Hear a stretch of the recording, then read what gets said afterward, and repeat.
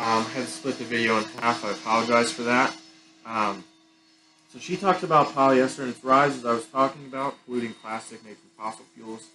And I didn't know that I had this big of an impact on the environment. Obviously, I'm not going out of my way. I'm not a huge environmentalist per se. I feel I am aware of these things around the world and in the U.S., but I've never really paid too much attention to what I'm doing or going out of my way to make sure that I'm taking care of the things that I'm taking care of. Um, but she talks about how it's non-biodegradable, and that kind of shocks me to know that every polyester piece of clothing that's been made um, to this day is still out there. There's no way that it could have been gone. Somehow, some way, it has made it out into the environment and is producing bad things for us in the future, possibly. And when washed, these plastic particles, I believe she referred to them as microfibers, go out into the water, whether it's just washing it at home or it's washing it in factories, go out into fresh water, which affects the fish, which then affects us eating the fish. Pretty incredible statistic in a California market. She stated that 1 in 4 of the fish sold at the markets have these microfibers in them, which is shocking to know that we could have this big of an impact right in front of us. Excuse me, right in front of us, and we really have no clue what's happening or how it's happening. Um, and the fact that we are eating these fish without really any idea. I mean, I feel like I could go talk to any one of my roommates right now, and they would have no idea that we're having this big of an impact just by eating these fish, and it's all leading back to the apparel industry, more specifically polyester.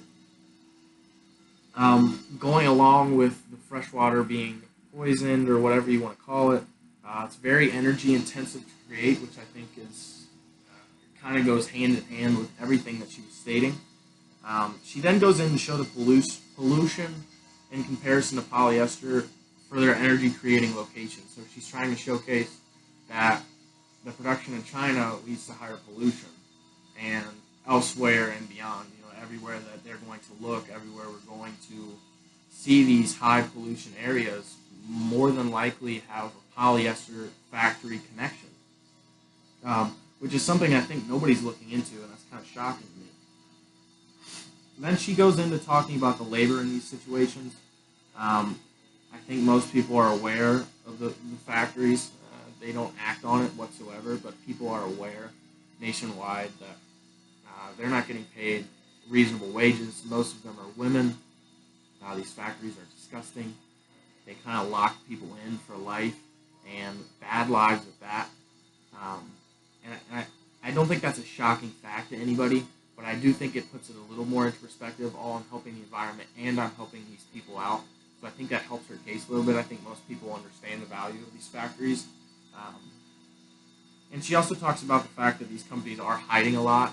They hide their wages, they hide the factory conditions, they hide the way these people are operating, and they're legally allowed to do that. So that says something about basically the legal issues, the legal rights of these companies that get to outsource to China or India, and we see a non-impactful environment, but in reality it's there, and all educated people, I think, know that it's there. The beauty in all this is she does state the alternative.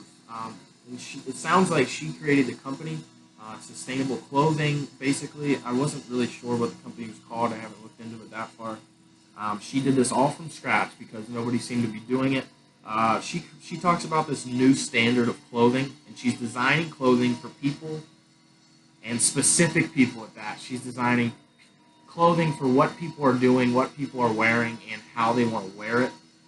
She works directly with the farm. She knows where the materials come